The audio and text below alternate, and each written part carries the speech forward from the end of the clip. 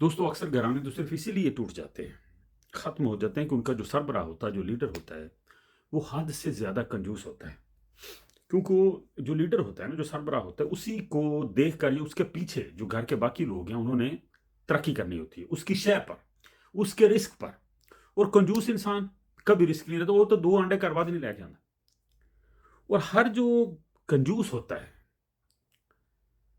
وہ بیوقوف ہوتا ہے، فطرتاً بیوقوف ہوتا ہے۔ اور ہر جو غنی ہوتا ہے وہ عقل مند ہوتا ہے۔ یہ قدرتی بات ہے، غنی کے سارے کھانے کھلے ہوتے ہیں، اور جو کنجوس ہوتا ہے وہ اس طرح مجوس قسم کا انسان ہوتا ہے کہ وہ اس کی لڑائیاں ہی ختم نہیں ہوتی، وہ گھر میں بھی لڑتا رہتا ہے ہر وقت تک، کیا آکایا نہ اس کے منہ پر رونق، نہ اس کے ہاتھ میں رونق، نہ وہ کسی کے پاس بیٹھتا ہے، نہ وہ کسی کے پاس کھانے پر جاتا ہے۔ جب پتہ چل جاتا ہے کہ مجھے بھی بعد میں کھلانا پڑے گا تو آہستہ آہستہ ساری دنیا سے دور ہوتا جاتا ہے، اور بچوں کو بھی اپنے پیچھے لگا لیتا ہے۔ اسی لیے اکثر کنجوس گھرانے تباہ ہو جاتے ہیں۔ یہ جو بڑے فیصلے کرتی ہیں نا، یہ غنی روحیں ہیں، کنجوس انسان بڑے فیصلے نہیں کر سکتا۔ اسی طرح نا، میں آپ لوگوں کو ایک لطیفہ سناتا ہوں کہ 2 کڑی منڈا کنجوس تھے، ان کو ایک دوسرے سے محبت ہوگی۔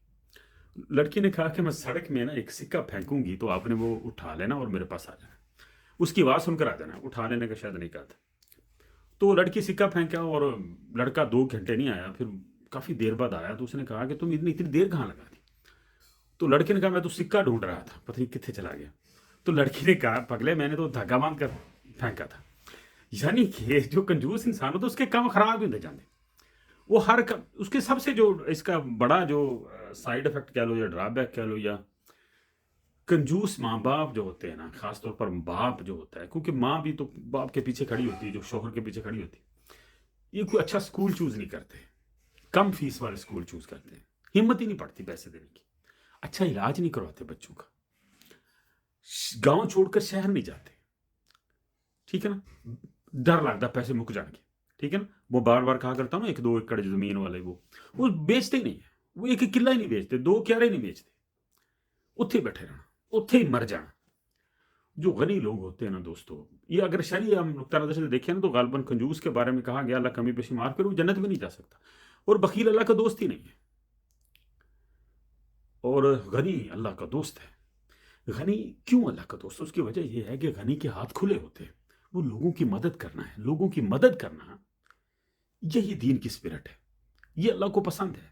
کنجوس بندہ تو ایسے ہو جاتا ہے، وہ تو خرچ ہی نہیں کرتا، اور جو خرچ نہیں کرتا وہ اپنے بھائیوں کے ساتھ کیسے چل سکتا ہے، اپنے بیٹوں کے ساتھ کیسے چل سکتا ہے، اپنے ماں باپ کے ساتھ کیسے چل سکتا ہے، اپنے ساتھ کیسے چل، اپنے آپ پر بھی پیسہ نہیں لگاتا۔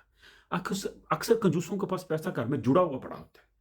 آپ دیکھو گاؤں میں بھی کوئی نہ کوئی ہوگا، آپ کے محلے میں بھی اور آپ کے روم میں بھی، چونکہ پہلے پیسے جیب دے بچہ پھر بھی خرچنے نہیں۔ تو کنجوسی سے بچا کرو دوستو، یہ آپ کا جو گھر کا ڈسپلن ہے نا وہ ختم کر دیتی ہے، آپ کے گھر میں بے برکتی آ جاتی ہے۔ بلکہ حدیث پاک کا مفہوم ہے کہ خرچ کرو خرچ کرو خرچ کرو، تو صحابہ کرام نے پوچھا کہ کتنا خرچ کریں؟ تو اللہ کے نبی نے کہا کہ ضرورت سے زیادہ سب دے ڈالو، یعنی وہ پیسہ جو ہم پر بوجھ ہمیں لگے وہ سب دے دو۔